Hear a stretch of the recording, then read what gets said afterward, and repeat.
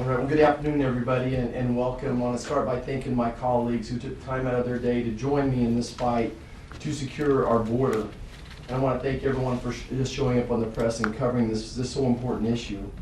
As we all know, 10 million people have crossed our border illegally since Secretary Mayorkas and President Biden took office. 300,000 Americans have died from fentanyl poisoning or opioid poisoning. 1.7 million gotaways are scattered and hidden across our country. Our FBI director says all the warning lights are now blinking. This is why we should fire Secretary Mayorkas today and give Joe Biden the message that he's next in 300 days. The Secretary has broke his oath to enforce the law of the land and protect us from enemies, foreign and domestic. He's derelict in his duties, derelict in the sense he has not maintain operational control of the border as required by the Secure Defense Law of 2006. Among many other facts, no reasonable person would consider 1.7 million gotaways at our border as consistent with operational control. Americans have lost confidence in our Secretary of Homeland Security. With all this in mind, this is why we'll be on the floor shortly to debate our resolution that is the sentiment of the Senate that we have no confidence in the current Secretary. Secretary Blackburn. Thank you all so much. As I was home in Tennessee over the holidays, one of the things I heard from Tennesseans most was they wanted to see the border secure. And here's the reason for that. Because of the impact of drugs and drug trafficking and fentanyl, because of all the human trafficking, the sex trafficking that is taking place, numbers greater than we've ever seen, and the number of people that are being trafficked, the amounts of drugs, the numbers of death. Because of all this, every town's a border town, every state's a border state. People see this, the impacts of this in their communities, and they want something done. And they're calling for something to be done. And they look at what this administration has chosen not to do and how they've established a policy of an open border as their border policy. And they're saying, who is in charge? And why do we have this incompetence in this administration? Why is it that they cannot figure out how to secure the southern border? Now, Secretary Mayorkas will stand in front of you and tell you that the border is secure. We know it's not.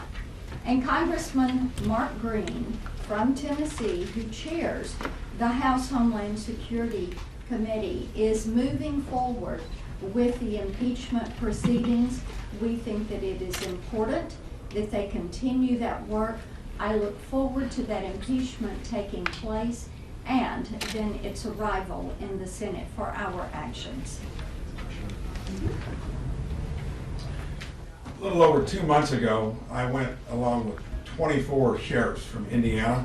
We've got 92 counties. And Indiana is a state of around 6.5, 7 million people, so mostly a rural state. And when you get 24 of your sheriffs going down, that's adding up to being a problem.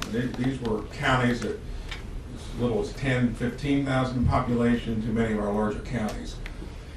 It's showing up in every town, every city. And I think what gets me about it is it was working so well pre-COVID when Trump had it down to around 15, 20,000, I think at the lowest point. It would ebb and flow a little bit, but never did anyone imagine it'd get to be 300,000, not to mention the 60,000 gotaways. That wasn't even a term when many of us were down there 3 or 4 years ago. It's gotten to be so bad that they now know that if they don't do something, it's going to tank them here a year from now, in a little less than a year from now in November. I think you got to hold them accountable, because when you pivot only because things have gotten that bad, when you orchestrated it all along the way, and when we were down there, I think it was about a few months after Biden took office, I'll never forget, there were about 17 Republican senators. get down to the Rio Grande, of course, the flow of illegal immigrants coming across almost tapered down to nothing. We get down to the river, and here the coyotes, the smugglers, yelling across the river, talking to the Border Patrol, taunting them. And was that prophetic in terms of what was going to happen? Because it was basically, we're going to keep coming. Biden said it was okay to do so. Look at where we're at. You cannot let people slip out of something where it's become that bad a problem and then maybe try to politically maneuver or explain your way out of it. It's not going to work this time. That's why we're going to the floor here in a little bit and talk about why the point person, Mayorkas, needs to go, and then his boss needs to go here next November. First, I want to thank Roger Marshall for hosting this and for doing this resolution. Clearly, Mayorkas has lost the trust of the American public. He's eliminated border security. We have no border security. The border is not secure. He's eliminated interior enforcement. And now we have the biggest illegal immigration resettlement program in the history of this country. That's exactly where we are. If you look at what he's done, he's violated the law. He's lied to us. I mean, I'm on Homeland Security. He said the border's secure. That's a complete lie. He said he had operational control of the border. Complete lie. He lied about Border Patrol and how they were treating people. And that's a complete dereliction of duty. So clearly he needs to go. So I want to thank Senator Marshall for this resolution of no confidence. But the only way this is going to happen is if Mayorkas leaves and Biden leaves. I want to thank Senator Marshall for arranging this, and we'll be on the floor shortly to make the case of why he should go and why he's lost the confidence, not just the United States Senate, but the American people. We've heard the numbers before, they're staggering. It's hard to actually put those numbers into context about the number of illegals, but everybody watched the national championship game. Well, a lot of people watched the national championship game last night in that stadium. If you were to have not just one of those, not just 10 of those, not just 100 of those, 117 of those stadiums filled with people who are coming here illegally, that puts it in some kind of context. He's lied, Mayorkas has lied to the American people, he's not followed the law. When I was Attorney General in Missouri, we won an injunction to keep Remain in Mexico in place after this administration changed that policy on day one. We had to go back in court to enforce that. It's not in their DNA to want to enforce the border. Mayorkas is tip of the spear on this. You've got that, you've got their inability to follow the law to actually build the wall. And while that was, being litigated, meanwhile they're selling materials that are on the ground that have already been paid for to build that wall. And then lastly, on parole.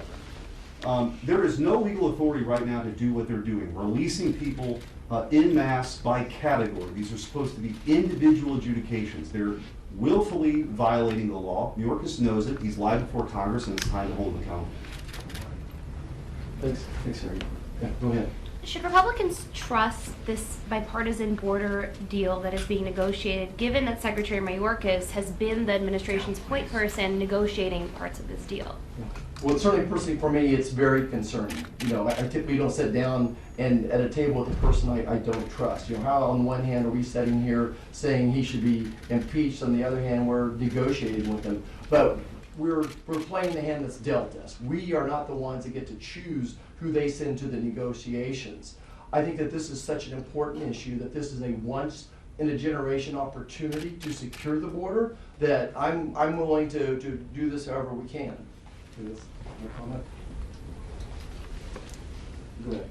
Do you think that we have seen the ramifications of this so far, such as these people have to support themselves, so more than likely, drug cartels here, drug mules here, lookouts, things like that, and also the fact that we could see, even identity theft go up and skyrocket, things like that. Yeah. I'm so glad you asked about the ramifications of that. Thank you. Because one of the things we hear from local law enforcement, one of the things we hear from nonprofits is the way this has become a process where there is so much abuse of the people that are making the journey. Nobody comes across that border without being approved by the cartel. You gotta pay the cartel to come across that border. And then you can see the different bracelets, the way they're banded, that indicates what they're going to do, where they're going to work. This is all part of modern day slavery. Some of them are in labor gangs. Some of them, as you said, are selling drugs. Some are attached to gangs with theft. We've seen crime in the cities, and especially when you look at the human trafficking angle of this, the sex trafficking, and the way women and children have been pushed into this. I think it's very sad when you hear big city mayors talk about the explosion of sex trafficking that they are seeing in their cities. And when you hear about the need for training and help to conduct rescues from our local law enforcement, Senator Klobuchar has joined me on a piece of legislation, the Save Girls Act, which would get some resources to local law enforcement because of this, because they're the ones that are having to deal with this at the local level. We also hear from local law enforcement about how the cartels have set up hubs on U.S. soil that they're running the drug trafficking and the human trafficking from. Because of this, we need to make certain that local law enforcement has what they need. They have the information, they have the tools, and the training they need to apprehend these traffickers and these cartels, these vicious, evil people that are exploiting people, that are causing death in our communities because of the fentanyl and the trafficking. Last question. I want to add one thing to that real quickly. Talking about things that may occur unknown. When we were down there in April of 2020, there were over 50 nationalities crossing in the Rio Grande area. Now it's 150 nationalities. And the national security impact of this, who knows? Because then you had 40, 50, 60, 70,000 people coming across. You never heard of Gotaway, like I mentioned earlier. Imagine when you say open borders, not to mention our northern border has had the highest encroachment in history. So do you think people see that, you're up to that many different countries, that you're not going to have an issue down the road that will be something along the lines of a terrorist or something that actually impacts our national security? You'd be naive if you assumed otherwise. And something, you know, go back to the question on trust. So here's what we know. We know the Biden administration is lawless. We know they're not going to enforce the law. So I know there's all this conversation about how we're going to improve the law, and that's great. And maybe it'll pay off when we have a Republican president. But in the meantime, while we have a Democrat president, this is lawless. So it won't matter what we pass unless there's some benchmarks in there that says something that the Democrats want, such as Ukraine aid or something like that, that will be held up unless we get a secure border. Now, it's my understanding that Leader McConnell said we're not going to tie Ukraine aid to border security, but we've got to find something. If it's not going to be Ukraine, we've got to find something else that the Biden administration wants that they don't get if we don't get border security right now. Go ahead. Just for you guys are going to go to the floor here shortly for understanding of everyone. Are you just going to be asking that Schumer bring this for a vote, or are you going to try to use some sort of procedural mechanism to force this to happen and get people on the record, similar to what happened with the Israel aid bill previously? We're not going to find any surprises today. We're going to go there under unanimous consent and ask that they pass this resolution under unanimous consent. Yes. And they will object. Okay, thanks everybody. Thank you. Thank you.